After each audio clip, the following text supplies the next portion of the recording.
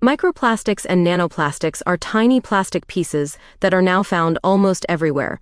Microplastics are smaller than 5 millimeters, about the size of a sesame seed or smaller. Nanoplastics are even smaller, less than 1 millimeter. Although they are tiny, they can cause big problems. These small plastic particles pollute our environment. They're in our oceans, rivers, and even in the air we breathe. But what's more concerning is that they can enter our bodies through food, water, and the air, raising serious health concerns. Microplastics can come from two main sources. Some are made on purpose, like the microbeads that used to be in face washes, body scrubs, and some paints. These are called primary microplastics. Others come from larger plastics that break down over time. For example, plastic bags, bottles, and even car tires can degrade into microplastics when they're exposed to sunlight, friction, and water waves. Every time we use plastic, we might be contributing to the microplastic problem, whether we realize it or not. Microplastics can enter our bodies in many ways, through what we eat, what we breathe, and even what we touch. We can ingest microplastics when we eat seafood, fruits, and other contaminated foods. We can breathe in tiny plastic particles released from tires and synthetic clothing as we move through our daily lives.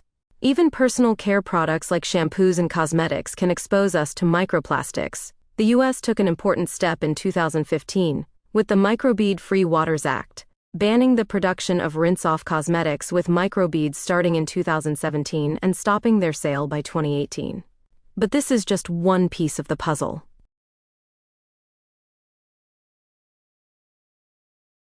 Once microplastics enter our bodies, they don't just pass through.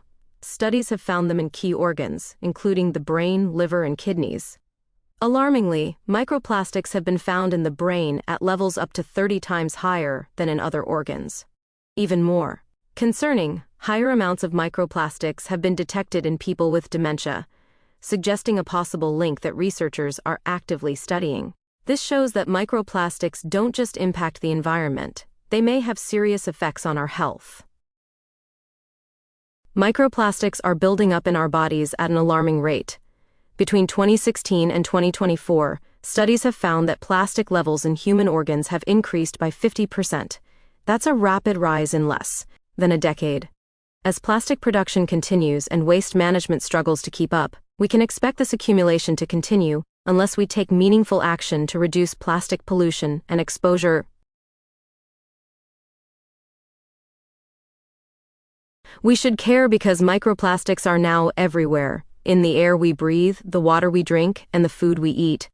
They are part of our daily lives, and yet, we still don't fully understand the long-term health effects.